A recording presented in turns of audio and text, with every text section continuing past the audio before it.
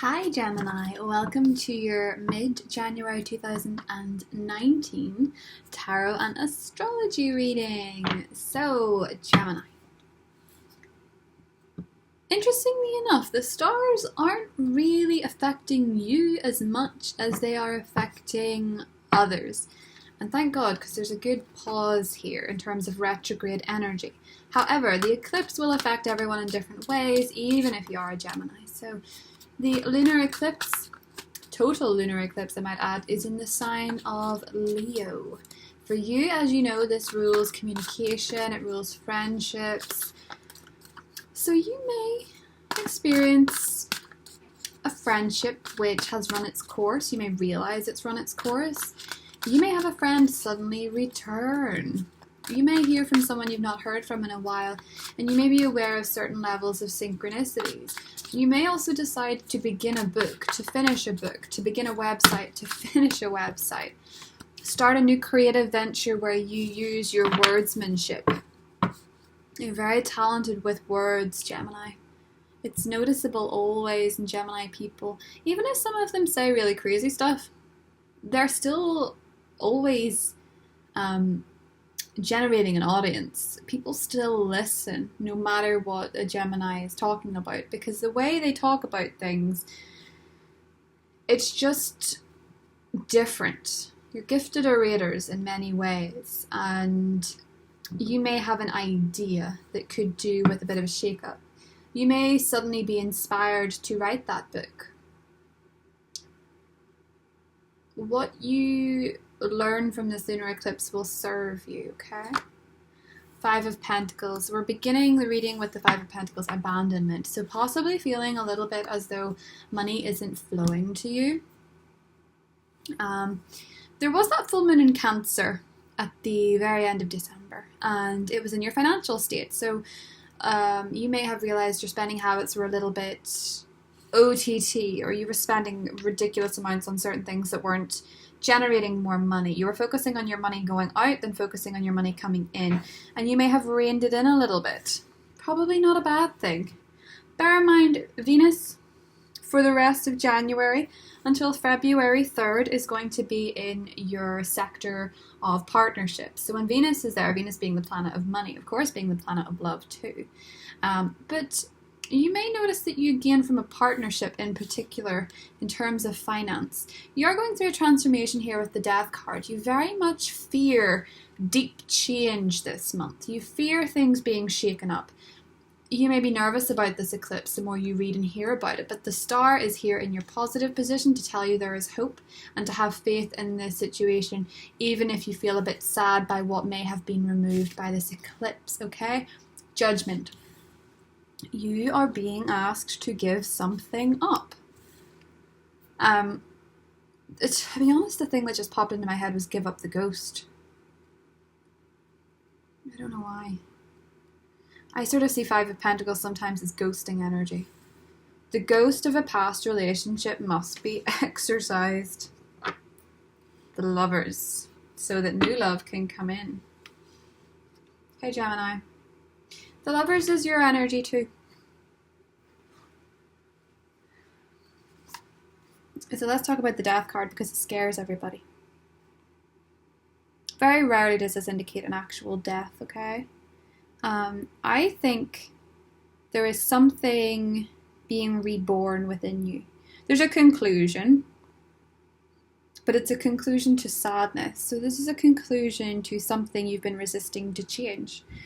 You may have been in a stuck relationship. You might have felt unsatisfied in your job. Something went stale, okay? And it's been getting you down. The interesting thing about the Five of Cups is that you always have a choice in perspective. It's the typical glass half full, glass half empty card. The difference is that in the traditional major arcana, I know we're using a different deck, it's the Oceanic Tarot. Venus being in your partnership sector, it puts your focus on partnership, okay? And this is aligning with Jupiter. But although you may actually have great luck coming out of this transit in terms of finding somebody, it may also be the catalyst to release something which has been dragging you down for a while. Hope springs eternal. So maybe you've been hoping for too long for someone or something to return, or something to garner momentum, and you finally let go of a certain dream, whether it be a person, whether it be something that's been dragging along. You need some fresh energy injected into this, and the eclipse is going to do that because you've been resisting it. Judgment is all about self-reflection, as the card said. Now, there's a very strong Scorpio-phonic energy amongst this. Scorpio and Gemini is an interesting combination because for Scorpio, Gemini is actually their 8th house. So very often you find that Scorpios and Geminis can, because Gemini is, Scorpio for you is the 6th house. So you can generate amazing friendships and connection in business. Romantically, sometimes it can be very, very deep and very transformative, which isn't always easy for a Gemini to go through, right? It's sort of the Scorpio nature, because Scorpios will rebirth themselves many times through their life, but because Gemini has that sort of two personality, the twins, it's not something that you feel you have to go through in the way they do. So if you're dealing with a Scorpio who may be undergoing certain changes in their life, they may be going through a very deep transformative process that you don't feel privy to, it might be something you feel sad about, but there may actually be hope attached to this relationship.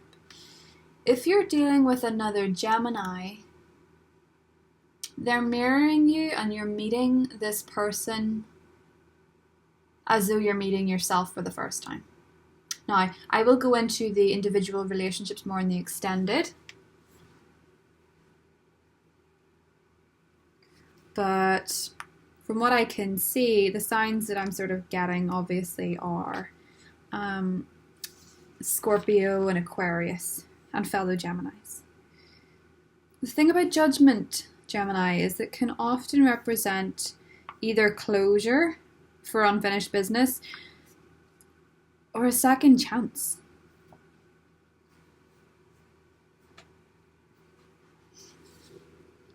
It could be a second chance at a relationship, or it could be finally letting go.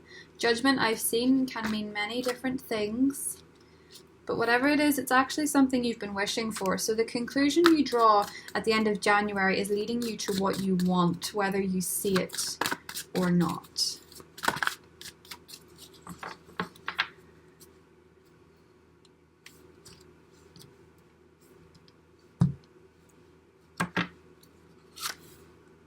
Three of Pentacles. Okay, so you're recognizing the fact that you're a bit bothered by something. 10 of Pentacles, there was a conclusion, but as I say, the conclusion is leading you towards something better. It's leading you towards something lucky. 4 of Wands and the Star, renewed hope and reward in a relationship or a home situation. 10 of Swords and the 5 of Cups and the challenge. An ending left you feeling incredibly sad and you're not over it yet. Judgment and the Knight of Pentacles. Self-reflection and loyalty. Whatever decision or conclusion you come to, you're going to stick to it, because you're not ready to give up on this just yet. You're deciding this keeps repeating for a reason. You can't get over this for a reason. You're not quite ready to give up. You're going to commit to rebirthing the relationship, or you're going to commit to ending it. You need to be sure what it is that you're doing, okay? You need to be sticking to a decision. There's no more limbo here. There's no more waiting around. You have to do something. Could be with an earth sign, Taurus, Virgo, Capricorn. But you're committing to the cause. You're committing to your decision, whatever it is. It's a big decision. I sort of see that much. 6 of Pentacles.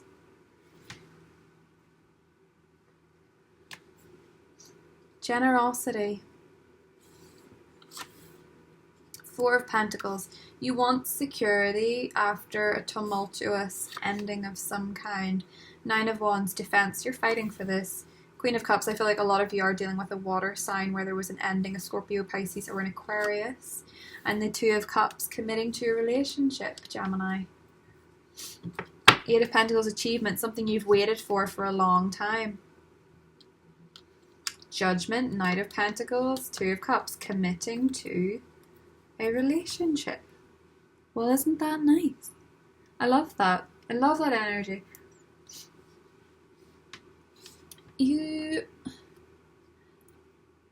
I gotta say, a lot of you are dealing with a rekindled relationship. I must put that out there. And a lot of you are probably meeting somebody that is a big part of your future. Committing to somebody. Some of you are going into a business partnership that's going to generate long-term results. This is a very strong partnership. A beautiful relationship. This makes sense. Jupiter, Venus in Sagittarius for you. Beautiful relationship.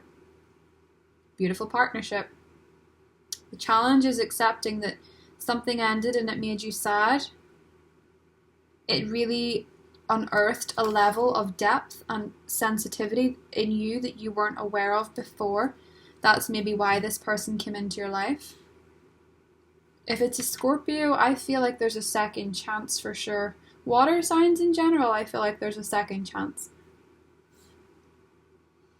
There's love here. You've realized a lot from this person that you feel sadness to. And you're realizing that you want this person in your future. There was always hope. There was always a glimmer of hope in your heart for this. Please bear in mind when I'm talking about this, it can be a business relationship that you've wanted or a job connection that you wanted really badly. You are going to be showing a united front with a partner after a very tumultuous period where maybe you thought it was over. And maybe this lunar eclipse gets you talking. Maybe the third house energy is all about talking about what was going on below. For this relationship, maybe some of you share a home with this person. And maybe something happened that made them very, very defensive.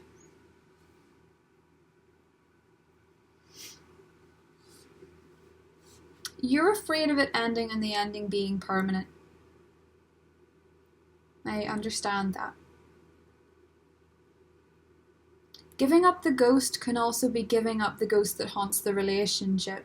Maybe it's somebody's previous partner. Maybe it is an infidelity that you moved past. I don't know. Everyone has ghosts. Everyone has baggage. But this eclipse is really making you talk. Right?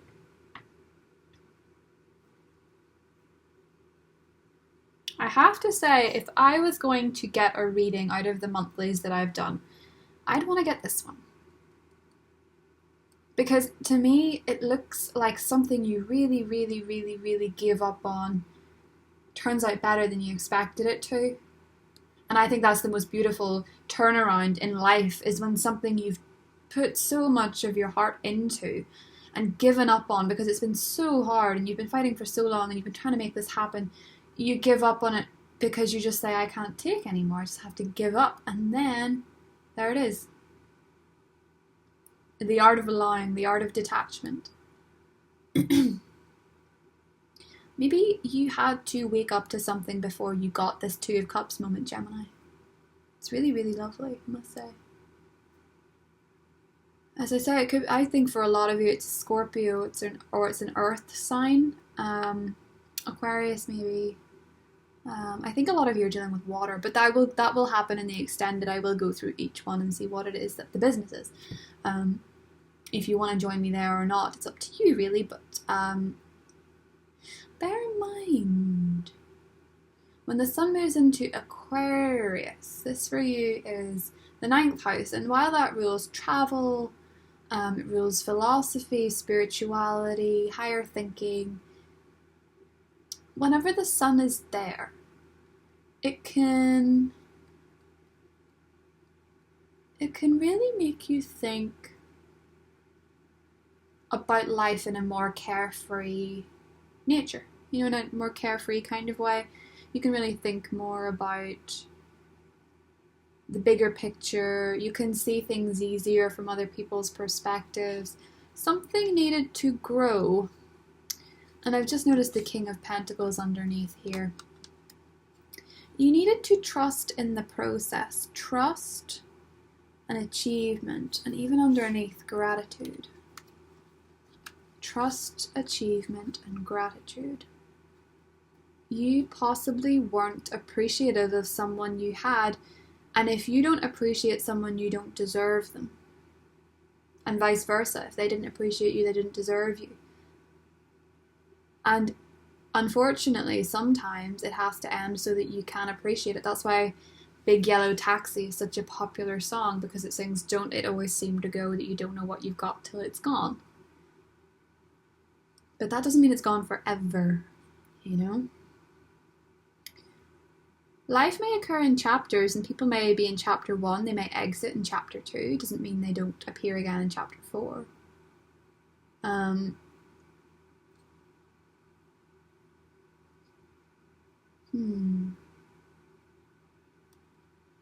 You're sad about an ending and it works out better than expected. Okay. Yeah. You're connecting with somebody. I don't know if it's from your past. I don't know, its context is different. I do feel with Venus being in Sagittarius, the 2 of Cups, it makes perfect sense that you're going to end up committing to a partnership of some kind. And voila, judgment wakes you up to something and you make a call, you make a decision. And obviously with the Knight of Pentacles, you're very devoted to this. So